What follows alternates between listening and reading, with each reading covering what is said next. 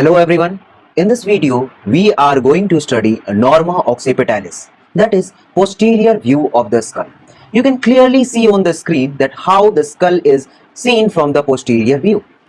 Before going much in detail of the skull, I should make the diagram of the skull so that it will be more clear for you to identify different features, different characteristics present in the skull. This is the view of the skull when you look the skull from the posterior side. Can you see this? The skull is convex on both the side, that is left and right, that is lateral side, as well as from above. Okay, but it is flattened below. How this look is? It looks something like this. From below, the skull looks like this. This is the view of the skull. So you can see it clearly. The skull is convex from upside, above and lateral side, but here this surface of the skull is flat. Okay, now we have different sutures present on the skull. First we will draw and extend all the sutures. Okay, so this is the suture which we can see on the skull here. This is the sagittal suture. What is the name of the suture? Sagittal suture.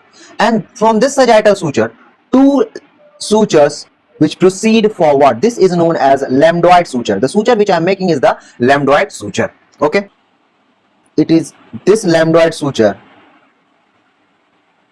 Can you see this? Yes. Now let me name these sutures one by one. This one is sagittal suture. This one is sagittal suture. Sagittal suture. Here this suture is lambdoid suture. Lambdoid suture. And this meeting point is lambda. This meeting point is lambda. The point where sagittal suture and lambdoid suture meet is known as lambda. And here we have two meeting points on both the sides. This is known as asterion. This meeting point is known as asterion. Let me make it with red color. This meeting point is known as asterion. And at this point, that is asterion, there are three sutures meet. There is a meeting point of three sutures. This suture is known as occipitomastoid suture. And there is a reason why we are calling it occipitomastoid suture, because this bone is the mastoid part of the temporal bone. This is the mastoid part of the temporal bone, and this is occipital bone. So the suture which is present here is known as occipitomastoid suture. Am I clear? Now the suture which is present here, this is parieto-mastoid suture, and you can clearly make out why this name has been given. This is the parietal bone. This bone is parietal bone, and this is the mastoid part of the temporal bone. I have explained you what is temporal bone in the previous lecture, so you can refer those lectures if you have any doubt. You can see here this structure is known as the mastoid part of the temporal bone, and this part is the parietal bone. So the suture which is present between both these structure is known as parieto-occipital suture. So we discussed about different sutures which are present. Now let's identify the bones, the bones which can be seen in this view. Here this bone is parietal bone. This bone is parietal. Let me draw it with another pen, another color. Okay, so this one is parietal bone. This is also parietal bone. This is the temporal bone. This is actually the temporal bone. And it is also present on both the sides. Okay, and this is the process. What do you mean by the process? Process means extension. Can you see here the extension? Yes, this extension is the mastoid process, extension of temporal bone, and this is known as mastoid. This is known as mastoid process.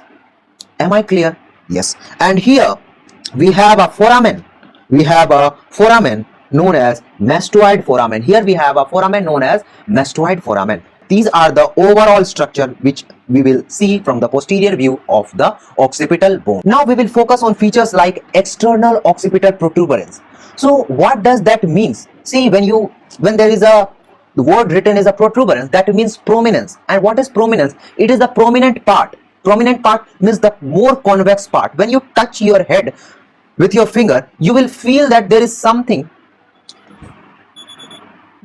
part or some portion of the bone which is more prominent as compared to another part of the bone, and that is known as the external occipital protuberance, which is present here. Let me draw it with although the protuberance cannot be shown here because that is the thing to be felt, not you cannot see the protuberance because there is not no such structures. This is just where the deposition of bone is more. Okay, so here you can see the occipital protuberance. Let me rub this part and then make this structure. Can you see here? This is the most prominent part which is present.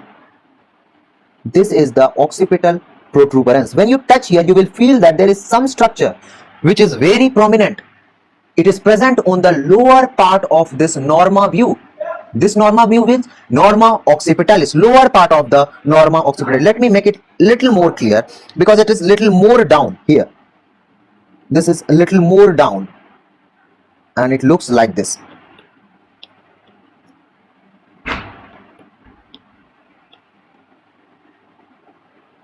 Okay.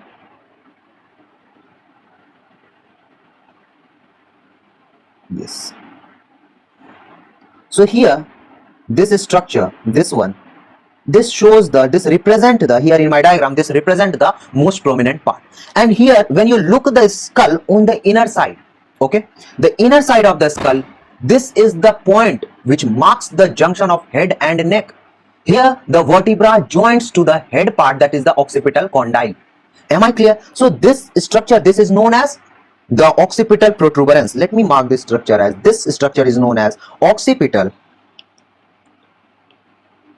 This structure is occipital protuberance. Protuberance. Am I clear? Yes. And from these occipital protuberance, and here also this is the protuberance part, that is prominent part, but out of whole this prominent part, protuberance part, we have most prominent part like this. This is the most prominent part of this occipital protuberance, and that part is known as anion. This part is known as anion. This is the most prominent part of the occipital protuberance, and the name of that part is anion. I-N-I-O-N. Okay, and this point is farthest point. Which point? The anion is the farthest point from glabella. Where is glabella? When you see the frontal view of the skull, here between two eyebrows, when you touch here like this, you are actually touching the glabella, and from this point, this anion is the farthest point. This is the farthest point between glabella and the occipital bone. Am I clear? Yes. Now we will focus on other features, like other than the protuberance, we have some nuchal lines, which is arc-like lines. Can you see these structures here? Here, this structure is known as nuchal line. This structure is known as nuchal line, and we have two pairs of nuchal line, mostly which we can see here. Actually, we have three pairs of nuchal line, but mostly in most of the skull which we see, we have two pairs of nuchal line. First one, this one is the superior nuchal line. This one is the superior nuchal line, and this one is the inferior nuchal line. But from norma occipitalis, the superior nuchal line can be seen properly, and the superior nuchal line can be seen only in this view, that is norma occipitalis. Am I clear? While inferior nuchal line can be seen in this view also, that is norma occipitalis also, as well as norma basalis, that is when you look at the skull from the base, like when you keep your eyes here. Okay, when you keep your eyes here, then also you can see the norma basalis. Then also you can see the norma basalis. Let me show you all these structures on the real skull. I'm not having the real skull, but yes, you can see those structures on the animation of the skull. See, this is the occipital view of the skull, or norma occipitalis. Here in this diagram, I will show you the structure. Here, this is the sagittal suture. Can you see this structure? And we have the parietal foramen on both the side. We have the parietal foramen on both the side, through which emissary veins and all enter. Am I clear? And here, this structure, can you see this suture on both the side?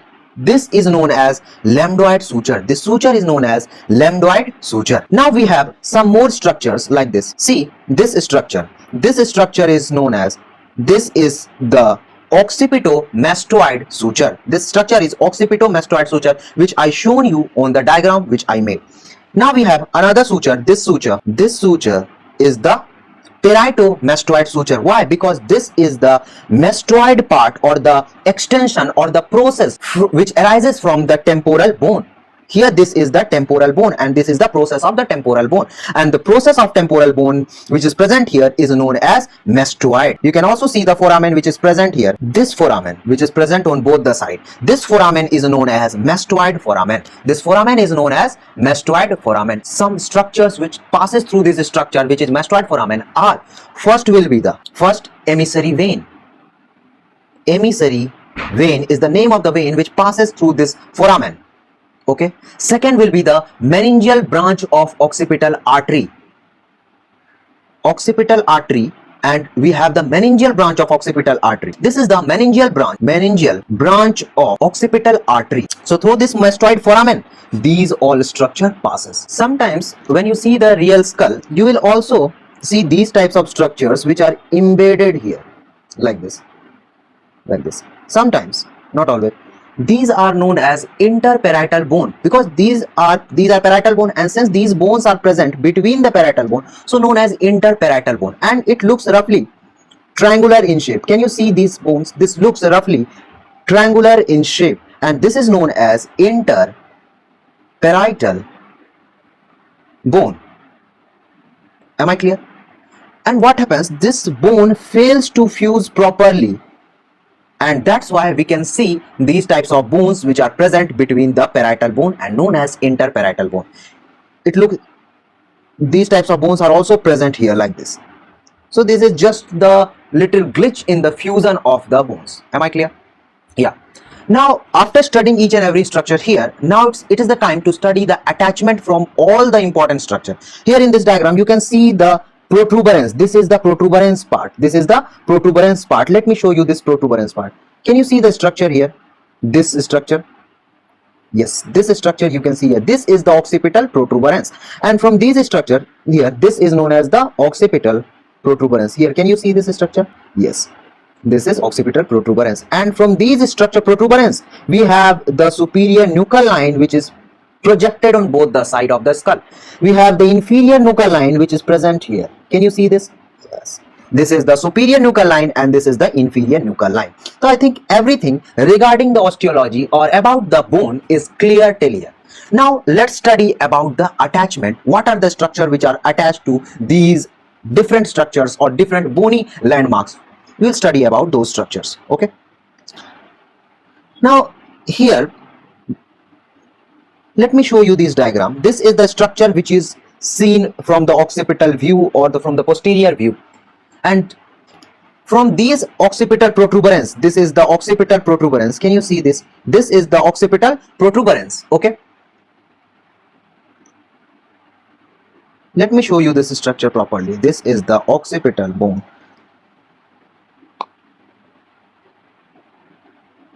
Okay. Yeah. So here in this structure, the structure is of external occipital protuberance which is present here.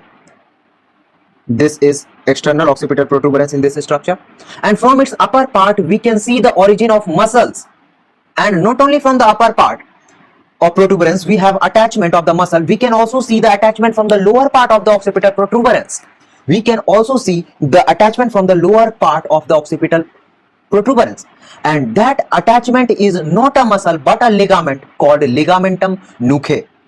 What is the name of the ligament is? Let me here, from the lower part of the occipital protuberance, here, this is the ligament which is known as ligamentum nuchae.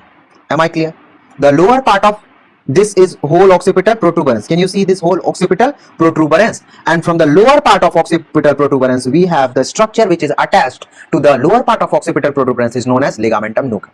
We will not go in much detail of the ligamentum nuchae, but we will study properly the structure, the muscles which are attached to these structures. See, from the medial 1/3 of the superior nuchal line. Let me show you the superior nuchal line. Can you see this structure which is marked with a red? This is known as superior nuchal line. Am I clear? There is a difference between the highest nuchal line and the superior nuchal line. This is the superior nuchal line. Superior nuchal lines. And the medial 1/3 of the superior nuchal line, you can see here, there is the origin of muscle called trapezius. Here, there is the origin of muscle from the medial 1/3. If you divide this nuchal line into 3 parts, 1, 2, and this last third part. So here you have the origin of muscle. This muscle is known as trapezius muscle. This muscle is known as trapezius muscle.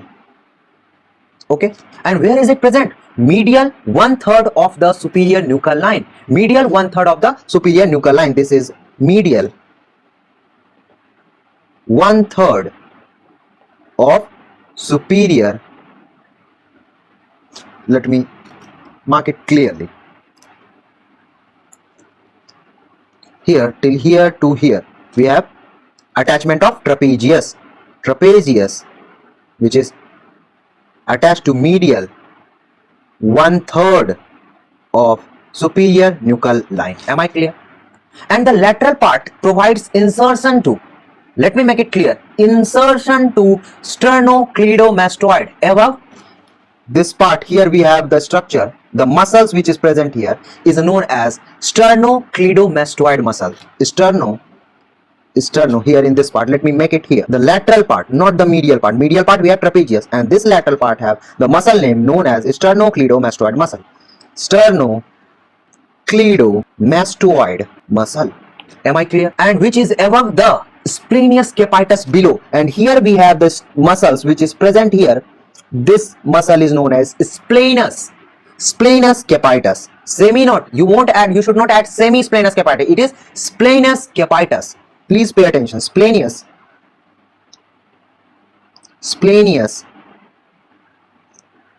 capitis muscle. Am I clear? So you got the idea of sternocleidomastoid and the splenius capitis muscles. Okay.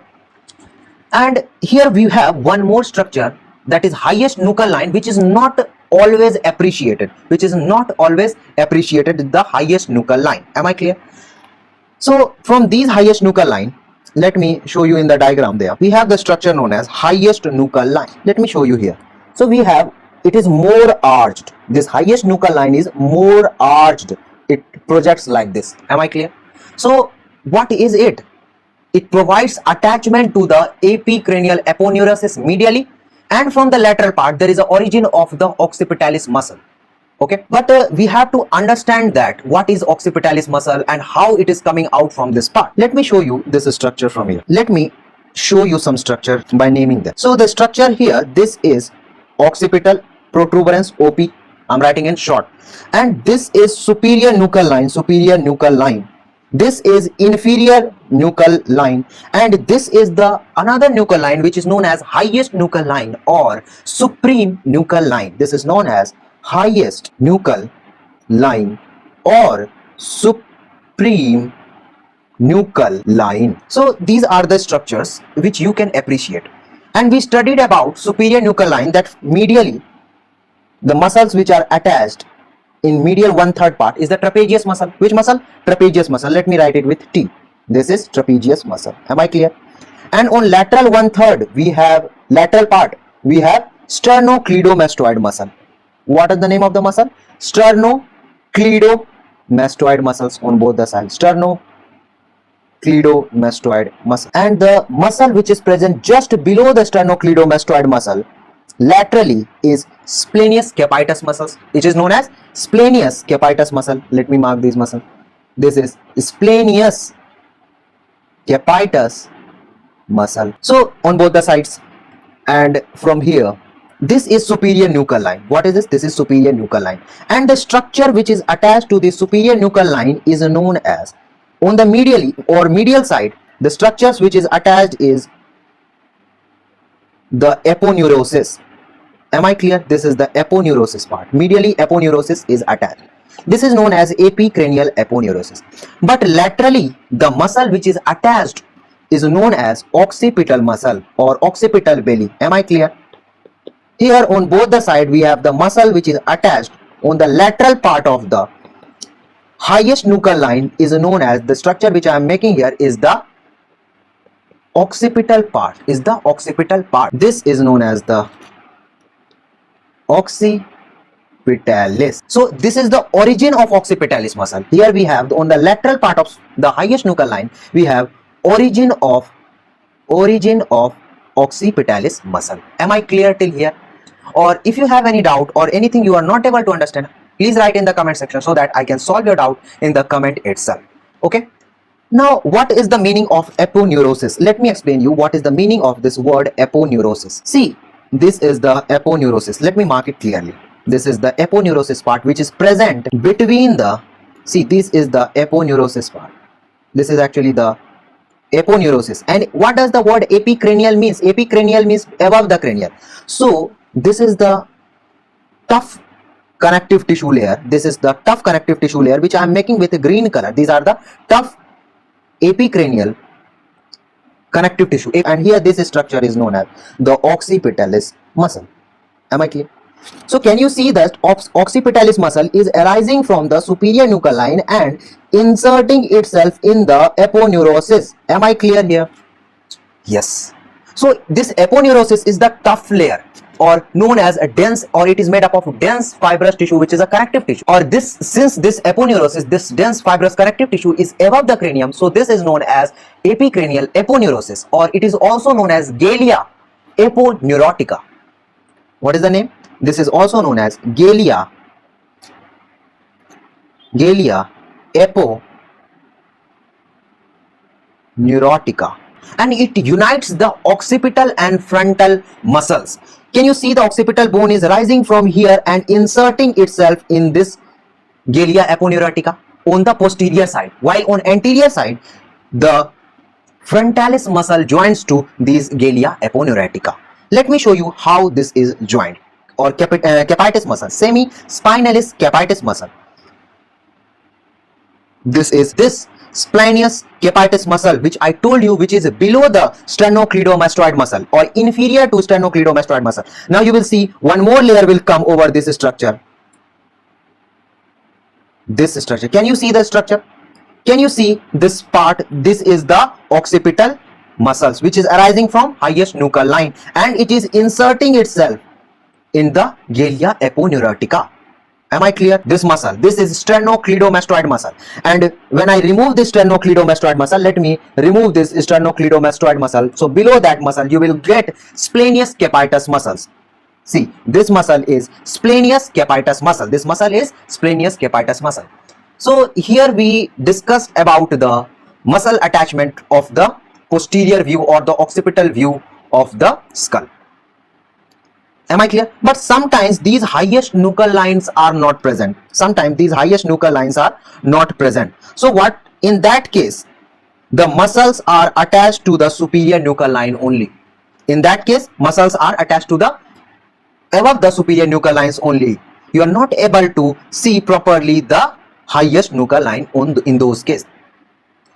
So how many occipital bailey's are there? Let me make it clear.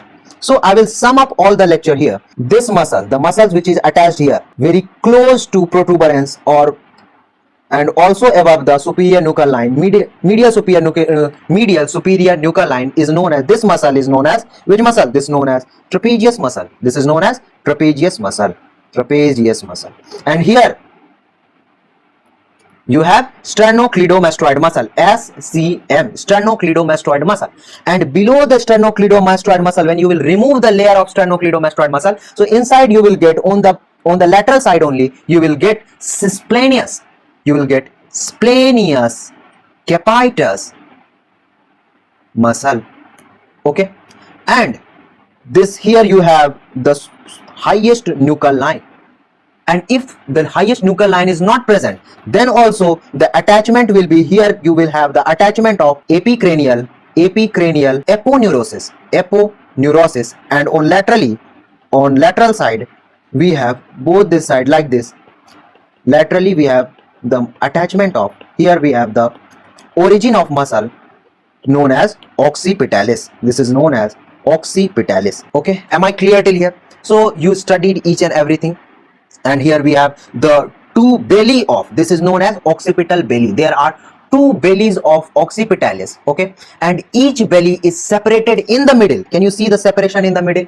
Yes, separated in the midline by which part? By aponeurosis. By which part? By aponeurosis. Here this is the aponeurosis. Am I clear? So both the bellies of occipitalis is separated in the middle by epicranial aponeurosis. Okay, am I clear till here? So here we ends the norma occipitalis. If you have any doubt, you can write in the comment section, and in the next video I will upload norma frontalis.